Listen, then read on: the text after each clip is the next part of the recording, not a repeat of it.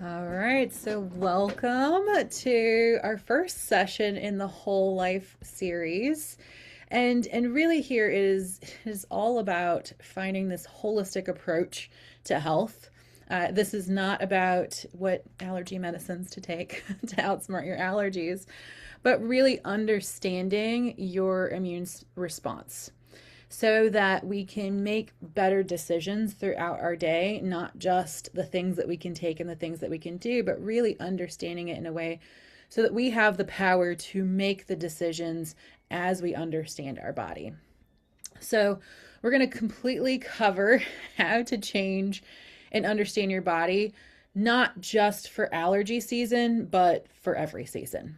So, you might want to grab a notebook. I know I'm a note taker when I come to things like this, and really looking at what you can apply. Now, if you signed up through the portal, it will send you the three best essential oil recipes for this. But as you sign up, you'll get the replay. You'll also get the follow-up email that'll cover this, and I can feel free to send out the slides as well. So let's get started. All right, so before we really dive into the education, I wonder, like, how many years have you dealt with allergies? I know for most of us in Louisville, or I always hear people moving to Louisville and they're like, oh my gosh, I didn't even know I had allergies until I moved here. I can Right. share my experience. I Yeah. moved to Louisville 6 years ago, and I really didn't have allergies. And now I don't know if it's connected with Louisville itself. I probably started to have it early, like 10 years ago, allergy on the sun. And it's incredible, crazy. And my husband, he has the allergy on poison ivy, what we have here in Louisville, Kentucky. And we are just oils. They just save our life. Truly, just big helper. Yes. Well, and as you start to accumulate newer allergies, it can then trigger additional allergies as well. So, for example, suddenly you're getting sinuses and now you're having food allergy responses as well, right? All of it is connected. And it's super interesting. So, I do have a friend who's an acupuncturist, and he does muscle testing and a specific acupuncture style to relieve food allergies. And it's so interesting because he was even telling me like gluten and the thyroid receptor are exactly the same. So if you have any thyroid issues, to avoid gluten. And so just as an example of how these things are interconnected, but I was doing this with a friend the other day where she was talking about muscle testing, and I said, hey, we can do that for allergies too, and show you what you're allergic to just by talking about that allergy or holding that thing in your hand. So when I say a robust world of how interconnected all of this is, it's pretty amazing. And so we can use the chat here too. I'm curious, like, what's your number one symptom? What's the number one thing that you're like, I want to get rid of? For some people, it might be the sneezing. If you've ever had sinus stuff, brain fog can definitely be one of those. Itchy eyes, just feeling exhausted. That's generally, I start to notice. I'm like, oh, I'm feeling so tired. And a lot of times people don't recognize that as a symptom of allergies, but it can just be like, oh my gosh, I keep noticing I'm saying I'm tired and I've upped my coffee intake or whatever your caffeine might be to help with that. So, noticing that those can also be symptoms of your allergies. And you might notice when they get better, when they get worse. Sometimes people get allergies at different seasons. Everyone else's is gone, and then suddenly you've gotten them. Or maybe you just have them all the time. So, just knowing that as we're covering this today, we're talking about more importantly the immune response and how this occurs. So, walking through this cycle of the sneezing starts, right? Most of us reach for a Zyrtec or Claritin or whatever gets you through the day. The nasal sprays, which are like horribly addicting, but also beautifully relieving in the moment. It's like it's sneaky; it creeps up on you. And then you can get foggy from the medications too. So not only were you tired and you get some relief from the sneezing and whatnot, but then you're getting this fogginess from the medicines. So a lot of times we just were like, oh, can I just wave a magic wand and make it all go away? Right? Like that would be really nice. And we push through, and sometimes it helps just to know it's temporary, that we're eventually going to get through it, and then the next season comes. But allergies can happen in any season, right? Like my body does not like pine. It does not like it. So noticing that it can happen at different seasons, dust and all of those things as well. So we want to end the cycle and really have just beautiful health all year long, where if we do notice a little bit of a response, that we can then check in with our body, know what adjustments to make, and then start feeling better.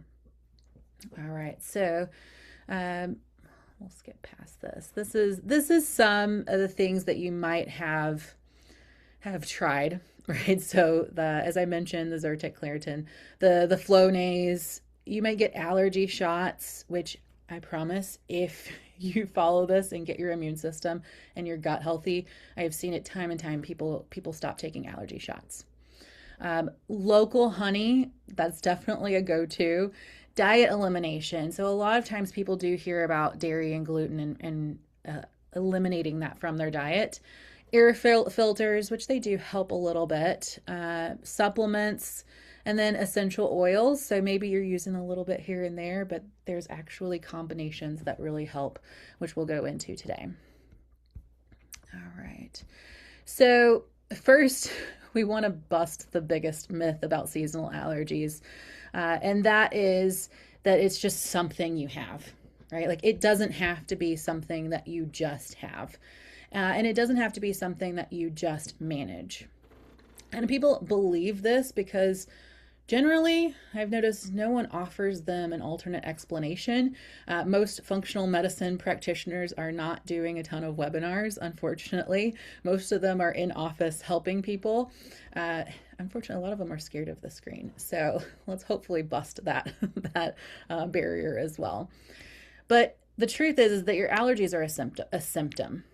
It's your immune system is overreacting to something that it's decided is a threat. Okay, so I just want to repeat that again. Your immune system is overreacting to something that it has decided is a threat. And if the immune system is dysregulated, which can happen for multiple reasons, and then it's going to just go into fight mode. And so when it goes into fight mode, it's going to create your own antihistamines. And that's generally that inflammation that takes place. And so inflammation can cause the mucus to try to overcompensate, to try to protect off from the threat.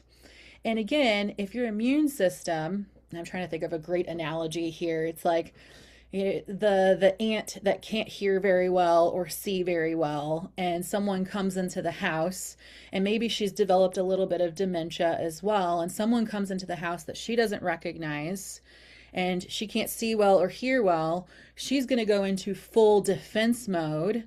And then this poor person, which is maybe her niece, is going, it's just me, I don't know why you're having such a big response. Well, take the ant as our immune system that has some maybe leaky gut, maybe it's just not up to par, right? And so it has some deficiencies that are happening. And so it's seeing something that's really common, and it's having this over dramatic defense, right? Rightfully so, because it's being hindered.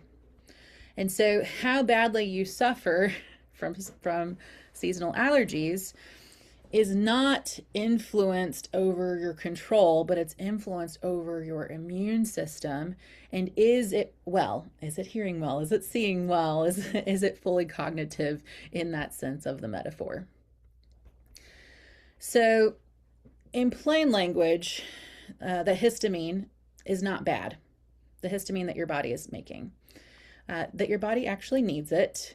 And your immune system, generally for most of us, and is a chronic low-grade activation before pollen even gets to your nose. So when that spring pollen hits, you're already in a stressed immune system. You're already slightly inflamed. Most of us are. and your immune system's already hyperactive, then when this little pollen comes along, just like the ant, right? Like it's going to go crazy and it's setting off alarms in your system. And I'm continuing to reiterate this because I really need you to understand that it's your immune system. And once we can get the immune system in a much better state, then the alarms don't go off for such a simple thing like pollen. All right, that it recognizes that that's not an actual threat. And so what's keeping your immune system in chronic activation is really the root. And so we're going to go over these three core things. So the root drivers of this immune dysregulation is really here. We'll see the gut imbalance, which we're going to go over a little bit more in depth, the chronic stress and elevated cortisol. Anyone experiencing a lot of stress lately? Right?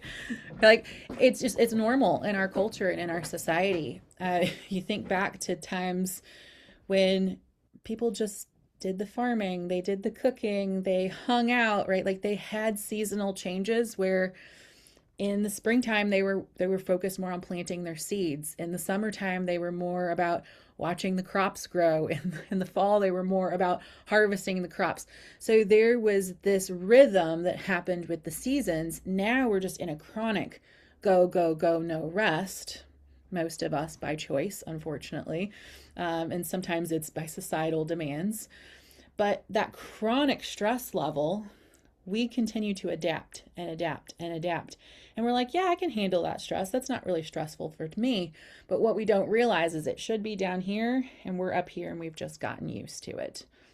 So chronic stress in our body, which I'll go into a little bit more in a moment, but it's not just happening from external stress. It can also be happening from internal stress as well. And then poor sleep. It's a holistic system, right? The better we change our diet, the better we start working on our immune system, guess what? Sleep gets better too. So it really is this whole cycle. I'm like, when someone tells me they're not able to sleep, I'm like, oh, there's so many more things that are going on. Normally it's our diet first and foremost. And then secondary, it's are we getting enough movement in? So again, you've probably tried some of these. Maybe you've tried some of the oils. Maybe you've tried some of these, but you're not taking that holistic approach. So number one is our gut. And I'm finishing up a biohacking certification right now. And I was listening to it this morning and she hit on this again. And she was like 70 to 80% of your immune system lives in your gut. And so you might have heard the term leaky gut. There's also inflamed gut. And so your gut and the health of your gut will depend on how much it can absorb the nutrients from your food. So, for example, I had celiac for a long time, didn't know it. It was damaging my gut. And so I was eating an exorbitant amount of juices and all the things, but my body wasn't absorbing the nutrients. So I had to increase like threefold the amount of nutrients I was getting. And so to keep that in mind, along with the current quality of food on the market nowadays has less nutrition in it. Unless you go to farmers markets, get it local, get it organic, those kind of things. And then how we eat will also impact the stress on our gut. So we highly recommend that you take a probiotic. doTERRA has an amazing one. I was taking it every day and then I stopped for like a week and I was like, what's going on with my gut? And like I was craving more sugar and all of a sudden my stomach was more bloated. And so I was really feeling the difference of not having that there.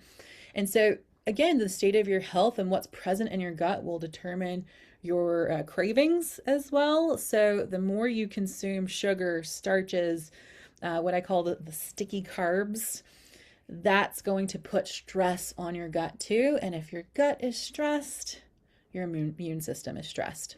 So this is first and foremost. For example, and we'll go into our morning routine here in a moment, but it's really typical in the American diet to eat cereal, donuts, breads, muffins, these very sticky carbs was the exact opposite of what you should be eating in the morning. The morning and earlier in the day, right? Breakfast is first, it's the most important meal of the day. These things are true, but it should not be filled with biscuits, bacon, and all the other thing, and pancakes and whatever else. Those are going to be damaging your immune system. Now, I won't get onto my whole conspiracy theories of why the government wants to keep us unhealthy, because it continues to fuel all the big company, big pharma's pockets. But you could probably imagine where I would go with that. All right, number two, chronic stress. So if I just talked about stress in the gut, continued ways that we continue to stress the body is putting things in our body that it doesn't know how to metabolize well. So if we're putting a ton of processed foods, a ton of sugars in our body, if we're putting in supplements that are just pulling like vitamin C out of an apple and then packaging it up, those things are really hard on the body. For example, a calcium supplement typically will cause calcification within the body, right? We need it in its truest form. So eating organic, things like that are going to help reduce the stress internally. Now, we can have a lot of external stress, but what is that? So having a screen in your face constantly all day actually puts stress on your body.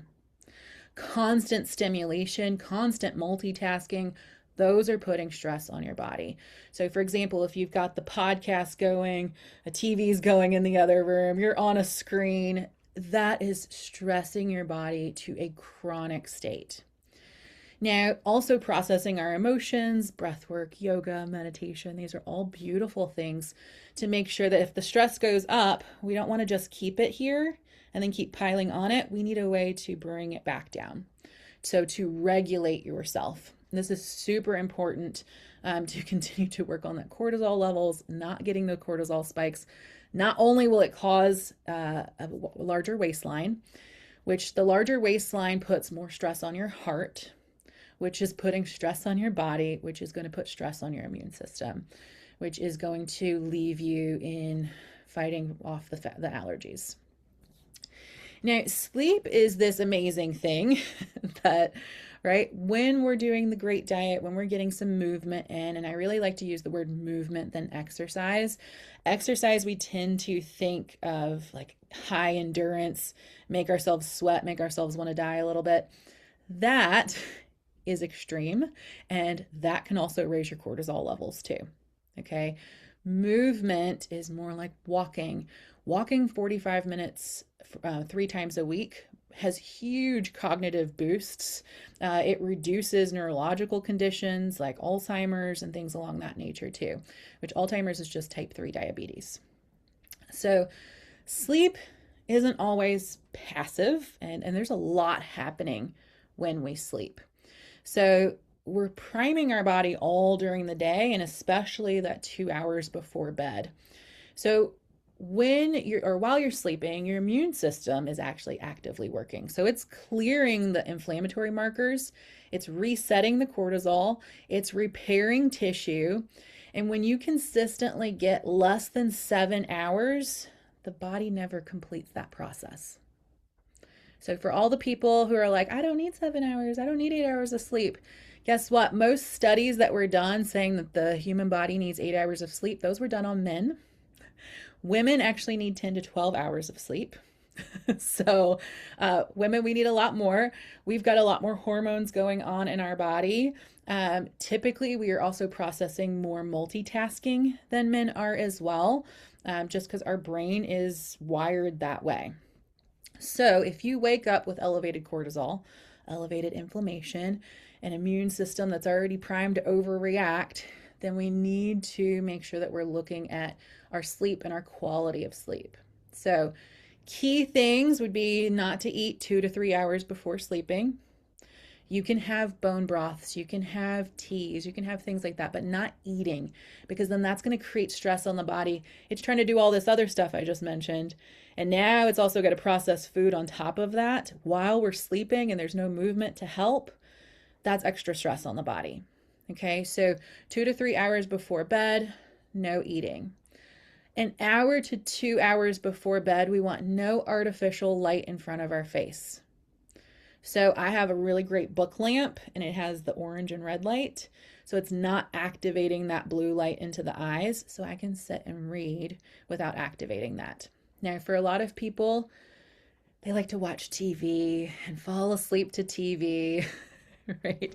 I'm going to call my dad out on this one. He asked me, he was like, I'm really having a hard time staying asleep. Like I'm waking up all other night. And I said, well, what's your bedtime routine look like?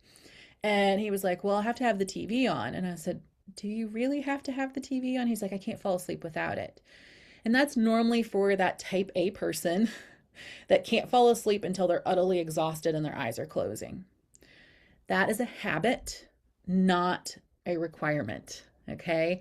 That's just what we're used to. It does not mean that that is how it has to be. So you might have to retrain yourself.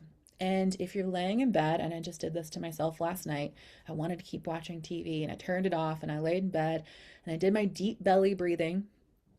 And then I did my meditation where I was feeling the cycle of my breath. Deep belly breathing is a great way to calm yourself out of fight and flight and into rest and digest.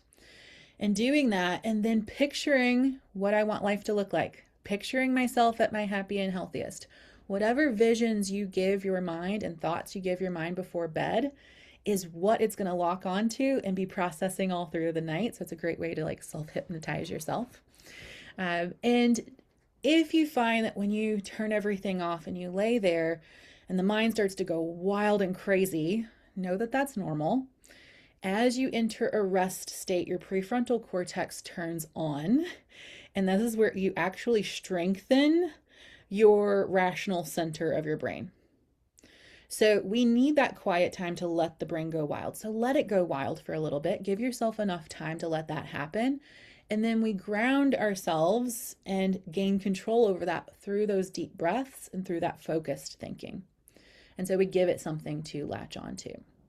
So this is super important and a very holistic approach, and some key tips here that you can use as well. All right, so summarizing a little bit, your allergies are not a pollen problem. Pollen is a trigger, but your gut, your stress, and your sleep will determine how badly, how intensely you react to it. And so the pollen account is going to affect different people differently. And a lot of this has to do with your immune system.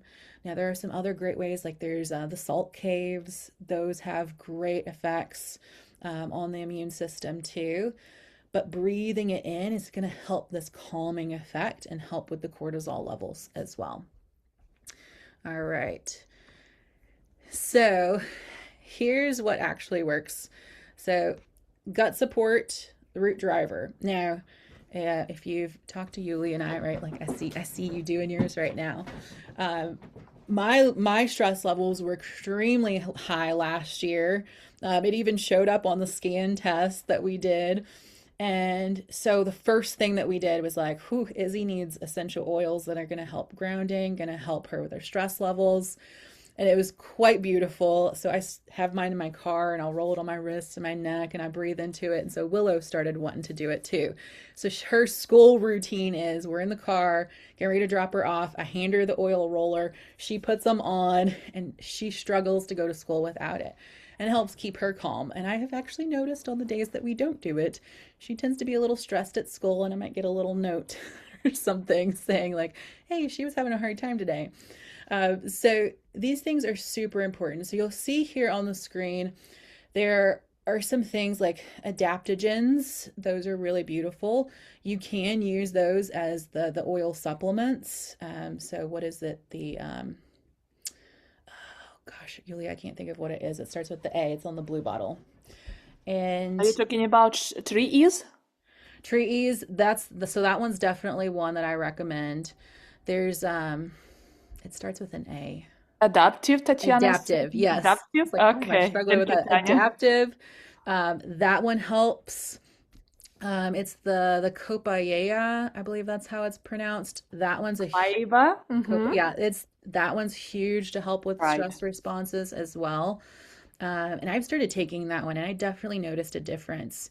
So that one particularly, and we can put it in the chat too. That one particularly has the same response as THC without the THC response. So you're not getting high or having any of those sensations, but it's having the same effect on the nervous system.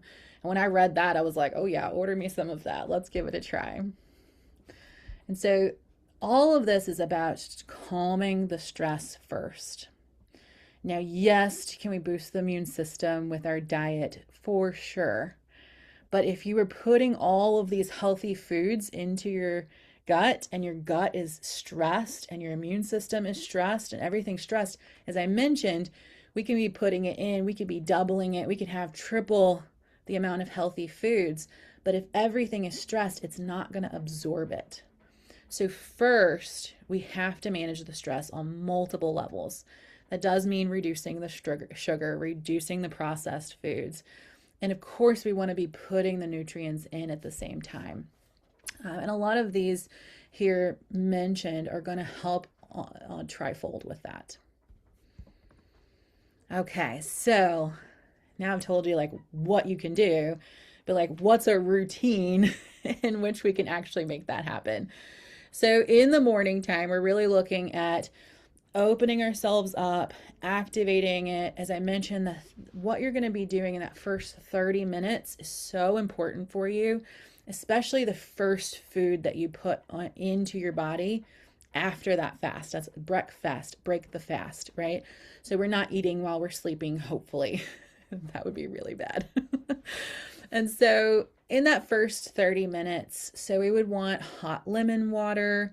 So for example, I use my lemon oils and I put that in. In fact, I have my lemon and peppermint in my water bottle all the time.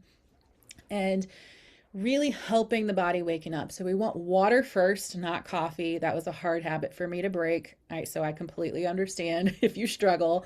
Honestly, when I first started making that shift, I had read this whole article about the Japanese lifestyle and how they integrate water into their day. And I started drinking water and I would take a couple sips and I would feel nauseous. It was so horrible. But I eventually coerced my body. And now I can tell a huge difference if I don't drink water before I have coffee. It occasionally happens. But getting sunlight first thing when you wake up. So going outside, opening the windows, whatever you have to do, but get that sunlight within that first 30 minutes is super important to reset our circadian rhythms. And all of these help with inflammation. They help with biohacking. They help with brain health, not just gut and immune health. Second one is really with that midday. We have and I'll show you here in just a moment, like to really support before you eat as well as after you eat. And then in the evening will be that bedtime routine. Here it's important to mention that the goal isn't to change all of these all at the same time, right? That from a cognitive behavioral standpoint would be a disaster. So we want to pick what's going to be easiest for you. So focus on which one do you want to start, the morning, the midday, the evening. If you really have a hard time in the morning, I'm going to recommend you start with the evening because you need good sleep in order to wake up earlier and do all the healthy things and make those choices. So,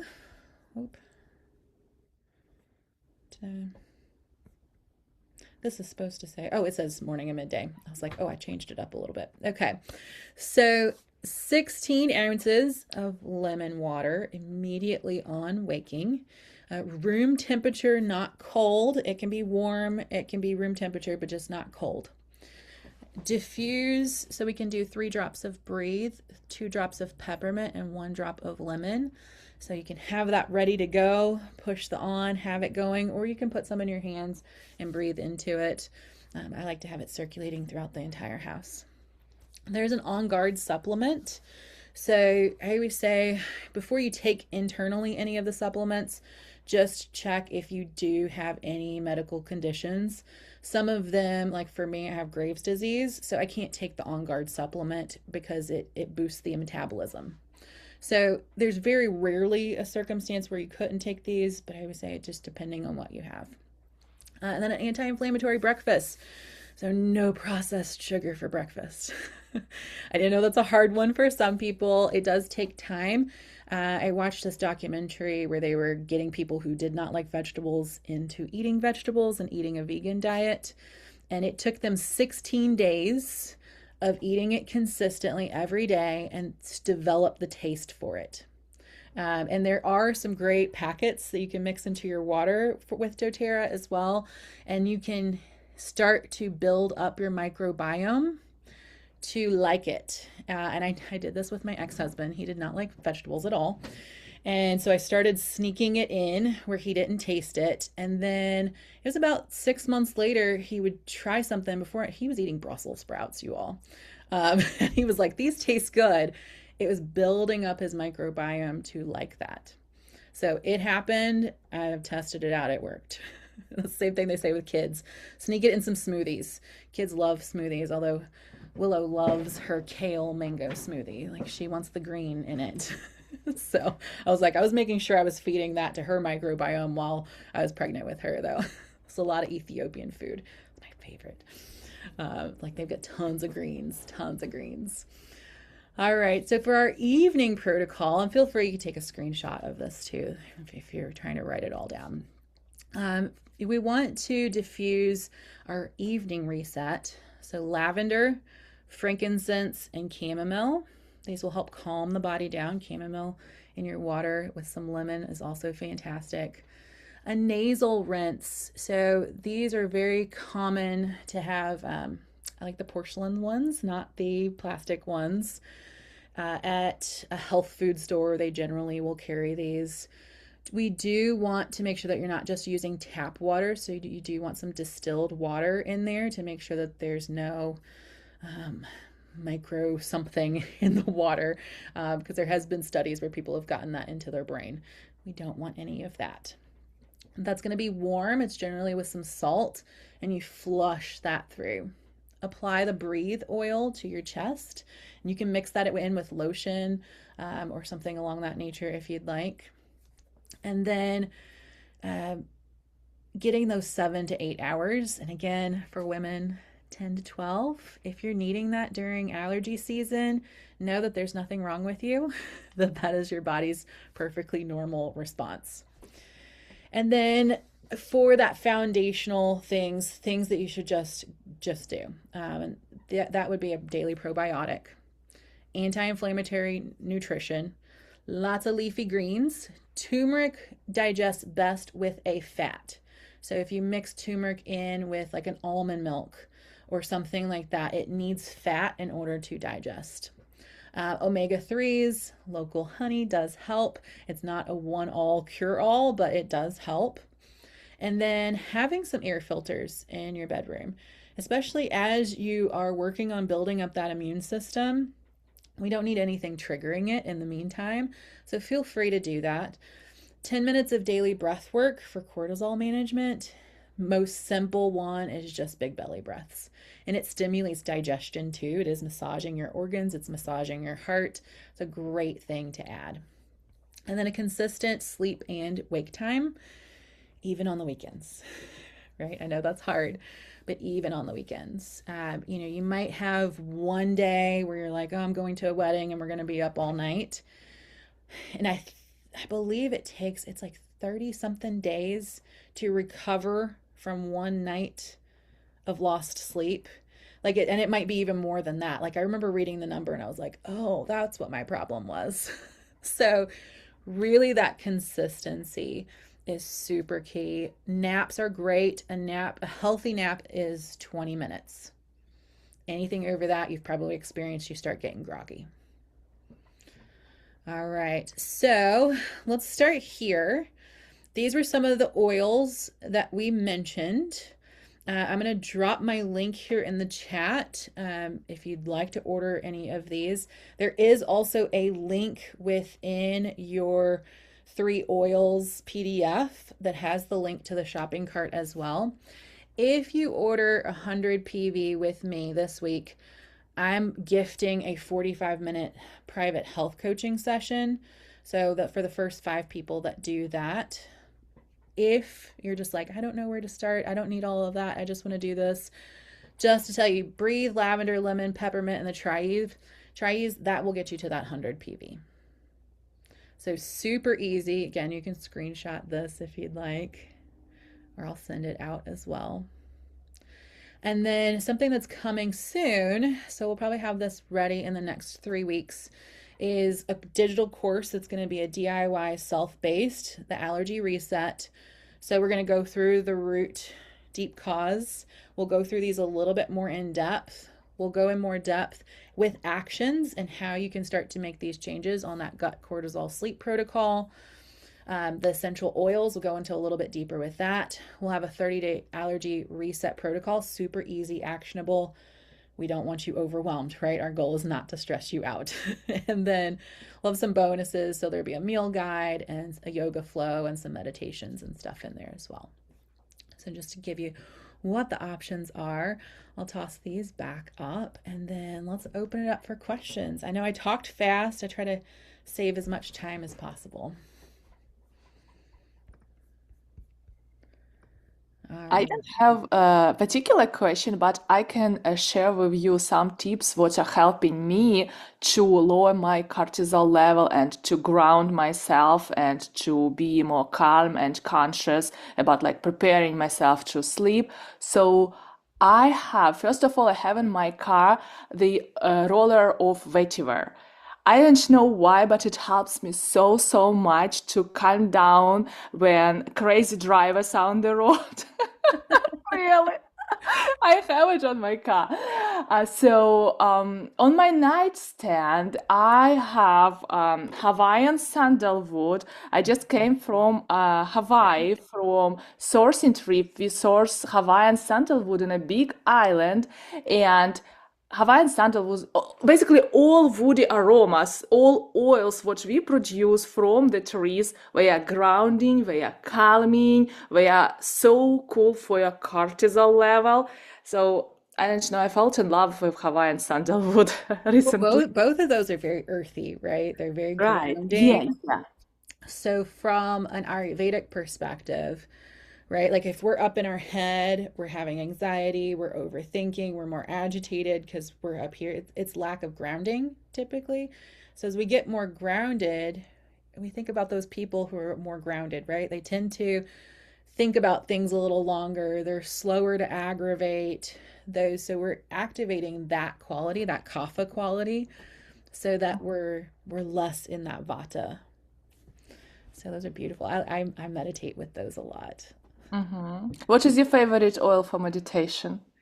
I normally, of course, I'll have a lavender fuse, but the Vevadire is the one, and I'm probably saying it wrong, but that one I've been using more because I was looking up. I was like, here's all the oils I have. Like, which one is the best for meditation? And I was like, ooh, I haven't tried that one before. And so I started trying it, and I'm in the midst of 100 days of meditation. So I was like, we're gonna make that one the main one. I need to join your challenge with meditation. I still try to make a habit to meditate every day, but sometimes I'm breaking. It's all about routine, I right? Like know. that's always been my special. So my background, I started in sports medicine and I did like all the exercise science and all these things. And I started working in the therapy centers and I'm prescribing people their exercises. I'm telling them what to do. They're in there, they're really in pain, they want change. And then they don't go home and do their exercises. And having just finished school all this time, and I'm like, why aren't they? They're telling me, they're pouring their hearts out, telling me how much they want to change, and then they're not changing. So I went back and learned cognitive behavioral therapy to like understand the concept of change and wanting to change along those, right? And I say this all the time. I'm like, if you ever know what you should do, but you can't seem to get yourself to do it, we've really got to work with our cognitive health, our understanding. So habit linking is the best thing to do. If you brush your teeth every morning, right? And I say that, but not everyone does. Mhm. So there's no shame if you don't. But if you brush your teeth every morning, then to link a habit with that. So maybe you want to drink your lemon water before you brush your teeth. And then after you brush your teeth, you're going to do 10 minutes of breathing. And so as I'm laying in bed, I would tell myself, I wake up, I drink my lemon water, I brush my teeth, I breathe. And I would repeat that over and over, and it would become a mantra as I'm going to sleep. And I literally did this a long time ago. I said, I wake up, I meditate. I wake up, I meditate. I wake up, I meditate. I wake up at 6 a.m. and I meditate. And I repeated that. And then it became so easy. Mm-hmm. When I woke up in the morning, it was like, when I wake up, I meditate. And so I'd set my timer, I do 20 minutes of meditation. And so habit linking as well as telling yourself before you go to sleep. Huge, huge difference. But Julia, I love that. So notice where you get stressed, right? If you get stressed while you're driving, make a Mm-hmm. note. That's something I got to figure out, right? And it Yeah. could be adding essential oils in your car. Like I keep my little stress roller right in my console. It is right there. Mm-hmm. It's not going anywhere. Helps. Yeah. So having those ready, maybe dinner time stressful, right? Think like sitting down and really thinking about how can I make dinner time less stressful? Are there people in the house that can be helping me with dinner time? Why is it stressing me out? Like, and then figuring out and working backwards to make it less stressful. Like noticing when you get cravings, noticing like all the things, write them down. That's all you can do is start with awareness. Awareness is always first. I have a question in the chat about kids and allergy. Mm. Yeah. So, yeah, skin. So, if something shows up on the skin, that is extreme stress manifesting. So, helping them manage their stress first and foremost. Where are they getting stressed out? If you've ever seen a baby that gets a virus, right, they can get hives all over their body, whelps all over their body. But when we look at like psoriasis, eczema, things along that nature, those are stress manifestations. So that is full expression. My son, he had eczema really bad, and he was a preemie. We were getting a lot of medical tests. He was getting blood drawn all the time. That was his body manifesting the stress. Okay. So, digestive system, there are kids' probiotics. Highly recommend, especially we always give the kids antibiotics, or we give them probiotics right after they have antibiotics. As soon as they finish that course, antibiotics will deplete their gut biome and all the probiotics in their belly. So there are some, I can't think of the name of it. If you ask the pharmacist, they will tell you there's this one that we always go to. And it's a little tear off package. You can mix it in with their milk, their cereal, whatever they like to eat, and getting that into them first and foremost, managing their stress. So, having a diffuser in their room is fantastic. Make it part of the bedtime routine. As I was mentioning with little Willow, we put the stress management roller on before she goes to school.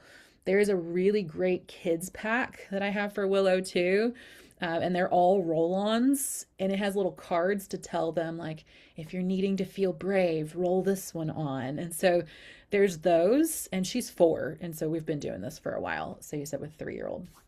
Um, with the respiratory system, that can be multiple different things. I don't know if you've had to use a nebulizer. That's generally when they're at a chronic state. The breathe oil, perfectly safe to put on their chest, right? What is it? The menthol one that we used to put on our chest all the time when we were kids. And you can mix up that with some Vaseline oil and mix the breathe in there with it. Putting it on. Oregano oil is also really good, oregano and basil, to put on the bottoms of their feet with the breathe. Put it on thick with some Vaseline, put some socks on before bed. You can do that every night, and that is super great. It will absorb through their feet. And it's just always been recommended is to put the oregano and the basil on the bottoms. And that helps a lot with the respiratory system. I know it sounds weird, the feet for the lungs. But when we look at more of those acupressure and acupuncture points too. With the digestive system, noticing their poop, right? As parents, we're very aware of our kids' poop. And if you're not, get aware of it. Noticing if they're drinking enough water. What's the color of the stool? Is it thick? Is it soft? Is it balls? That's going to tell you a lot about their digestive system too. Um, if they are not going poop a whole lot, this is a big sign that their gut is inflamed and they're struggling. So peppermint oil around the belly massages. So you do it in a clock direction and just giving that gentle massage, teaching them how to do it. It's fun, make it fun, right? So making sure that they're pooping regular. Um, and if they're not, like this can also create a lot of crankiness. It can cause a lot of defiance. They can be really angry and agitated too if they're having a lot of gut issues. And I definitely noticed that a lot with my son. Of course, he's 13 now, but we had a lot of those, and it was really cute. He would get ear infections a lot, so we would use the oils down or around the ear and down the neck. And he would always be like, Mommy, I need the medicine bag. I need the medicine bag. And it was just our oil bag because it would make him feel better. And teaching them how to manage their stress, right? It's if we as the adults never learned how to manage our stress, this is a great opportunity to practice and relearn as you get to teach the kiddos. So, teaching them to have a morning routine, teaching them to have a bedtime routine. You all can do it together, make it fun. They're much more likely to do it if you're doing it. So, making it so that you don't have an excuse to do it, right? All right, I hope that's helpful. It's a lot, I know, but really making it fun. Fun is the combatant of stress. I like to ask myself, I'm like, did I have fun today? Did I have enough fun today? How can I make this more fun? A lot of it's an attitude. All right. Well, fantastic. If we don't have any more questions, if you do have questions, feel free to email me. And I'm happy to, sometimes I record a video if it needs a little bit longer explanation. If it's something short and easy, I'll just email you back. But thank you all. Our next session is going to be on hormones. So we'll be doing, I know, right? It's such an So important helpful. one. I would love to. Talking about hormones, there's so much we Oh don't my like, we God. I don't don't get know how you told. can cover in one session about hormones. For me, it's like non-stop topic to discuss. It's a lot. It's a lot. So I know I'm like, we might need 90 minutes for the next one, but Uh-huh. we'll be covering hormones next. Most likely that'll be the end of May. I'm like, or it's April, May. Yeah. So we're going into May. So it'll be the end of May. We'll be doing that one. All right. All right. Thank you all so much for being here. And I'll talk to you soon. Thank you so much. It was super helpful. And I think a lot of people who were not able to come, they still will join us. Yeah. Yeah. The recordings, right? They'll join us Yeah, for the the recording. recording will help. And I'm gonna host this one a second time too. So if you want to come hear it again, I know I like to listen to things live because it makes me Mhm. pay attention It's better. So different. Yeah, I'm gonna yeah. put it on the calendar again. All Okay, right. ladies, thank you for coming. Thank Bye. you. Bye bye. Are we going to stay here, I think, right? When Tanya will leave. Let's, oh, Yeah, there we go. I was getting ready to, everybody I left. was gonna push her out. We'll Listen, leave. it was so cool. I might say, I mean,